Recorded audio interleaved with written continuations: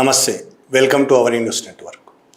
News click అనే వెబ్సైట్కు సంబంధించిన case ఈ మధ్యనే ఢిల్లీ హైకోర్టు కొట్టేసింది. ఈడీకి సంబంధించిన కేసు. న్యూస్ క్లిక్ అనే వెబ్సైటు కొంతకాలం చాలా బ్రహ్మాండంగా నడిచింది.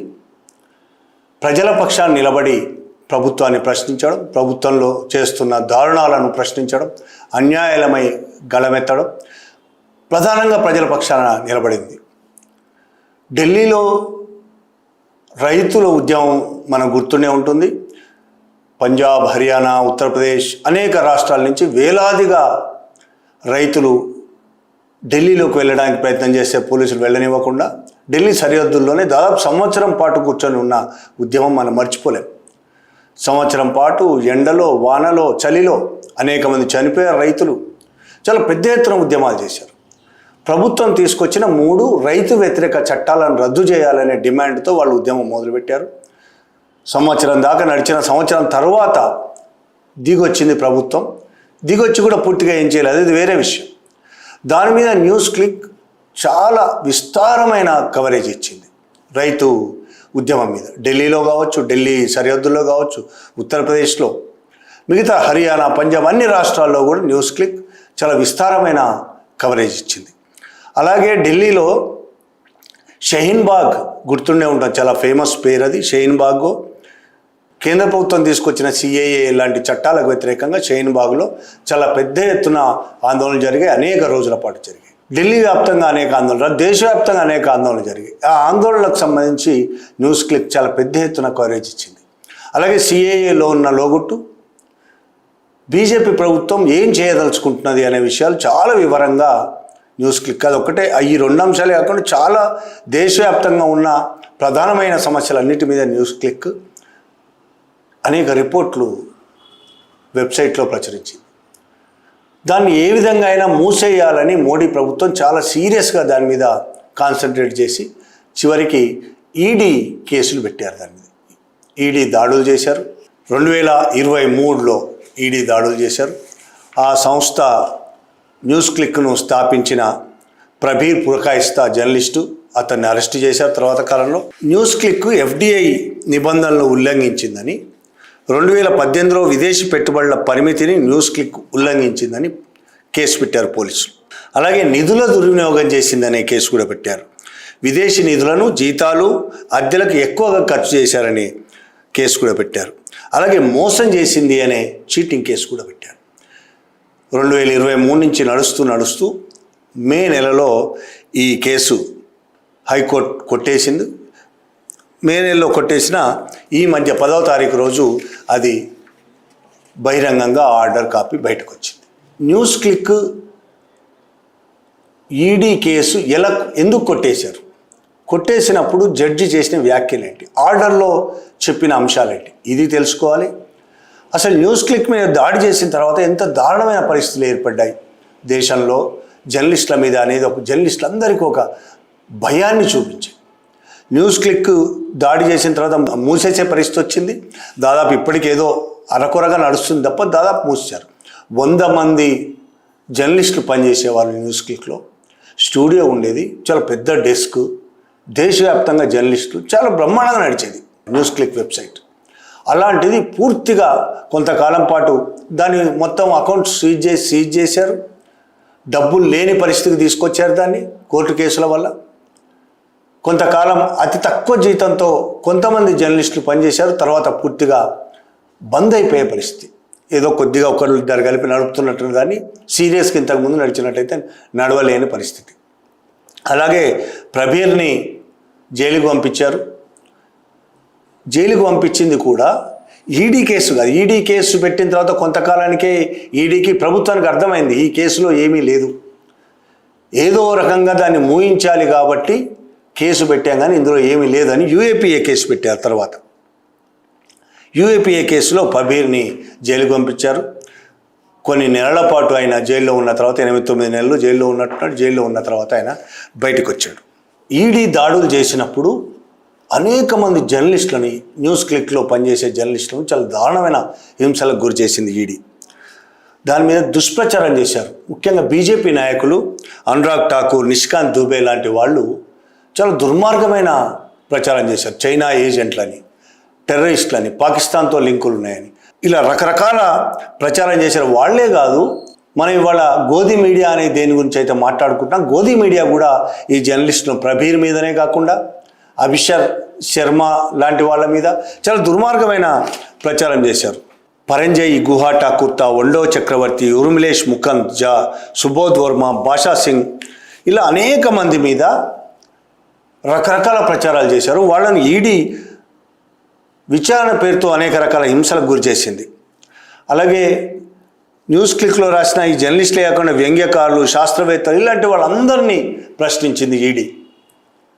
అందరినీ ఒక్కసారి కాదు, 2 సార్లు కాదు, అనేక మార్లు అడిగిన ప్రశ్నలు అడిగి వాళ్ళ దగ్గర అడగడానికి ప్రశ్నలు లేవు, బయటికి తీయడానికి రహస్యాలు అక్కడేం లేవని తెలిసినా వాళ్ళని హింసించడం కోసం అనేక నెలల పాటు వాళ్ళని ప్రశ్నించి హింసలు చేసి, వాళ్ళ కుటుంబాలను హింసల పాలు చేసి, పిల్లల ముందే వీళ్ళను అరెస్ట్ చేసి తీసుకెళ్ళి రకరకాల ఇబ్బందులు పెట్టారు జర్నలిస్టులందరూ. అయినా ధైర్యంగా ఎదుర్కొన్నారు జర్నలిస్టులు. కానీ దాదాపు 100 మంది జర్నలిస్టులు రోడ్డు పాలైపోయారు. ఇప్పటికీ చాలామందికి ఉద్యోగాలు లేవు. కొంతమంది యూట్యూబ్ ఛానళ్ళు పెట్టుకున్నారు, స్వతంత్ర జర్నలిస్టుగా కొనసాగుతున్నారు. కొంతమందికి ఉద్యోగాలు లేవు. చాలామంది జీవితాలు అగమ్య గోచరం అయిపోయినాయి. నిజాయితీగా ఈ వ్యవస్థ కోసం, ఈ వ్యవస్థలో బతుకుతున్న ప్రజల కోసం పనిచేయడానికి వాళ్ళు నడుం బిగిస్తే, ఒక జర్నలిస్టు నిజాయితీగా పనిచేయడానికి నడుం బిగిస్తే ఏమవుతుందో మోడీ ప్రభుత్వం చేసి చూపించింది న్యూస్ క్లిక్ని. పోనీ ఇన్ని ఈడీ కేసులు పెట్టి, ఇన్ని హింసలు చేసిన తర్వాత అందులో నిజమేమైనా ఉందా లేదా అనడానికి మొన్న ఢిల్లీ హైకోర్టు ఇచ్చిన తీర్పే. ఒక నీనా బన్సల్ కృష్ణ, ఢిల్లీ హైకోర్టు న్యాయమూర్తి నీనా బన్సల్ కృష్ణ నేతృత్వంలో ఏకసభ్య ధర్మాసనం ఈ కేసును కొట్టేస్తూ ఈ చర్య దురుద్దేశపూరితమైనది మాత్రమే కాకుండా న్యూస్ క్లిక్ యొక్క స్వతంత్ర నిష్పక్షపాత జర్నలిజంపై దారుణమైన దాడి అని పేర్కొంది. అటువంటి ఎఫ్ఐఆర్ను కొనసాగించడానికి అధికారాన్ని దుర్వినియోగం చేయడం, చట్టపరమైన ప్రక్రియను తీవ్రంగా దుర్వినియోగం చేయడమేనని కూడా నీనా బన్సల్ కృష్ణ స్పష్టంగా పేర్కొన్నది. అందులో ఎఫ్డిఐ నిబంధనలు ఉల్లంఘించి విదేశీ పెట్టుబడుల పరిమితిని న్యూస్ క్లిక్ ఉల్లంఘించిందని అసలు కేసు కదా.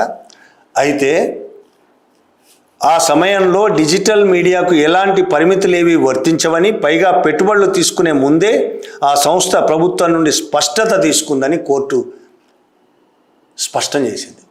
అంటే ఎఫ్డిఐ నిబంధనలు ఉల్లంఘించలేదు అని జడ్జి పేర్కొన్నారు. ఇక నిధుల దుర్వినియోగానికి సంబంధించి, నిధుల దుర్వినియోగం చేసింది అనేది కూడా ఒక పాయింట్ కదా. అందులో విదేశీ నిధులను జీతాలకు, అద్దెలకు ఎక్కువగా ఖర్చు చేశారని ఈడీ ఆరోపించింది. ఒక కంపెనీ జీతాలకు, అద్దెలకు కాకుండా దేనికి ఖర్చు పెడుతుంది? ఎక్కువ ఖర్చు చేసినంత మాత్రం అది క్రిమినల్ నేరం ఎలా అవుతుంది అని ప్రశ్నించిన జడ్జి. ఇక మోసం, చీటింగ్ కేసు కూడా ఉంది దీని మీద.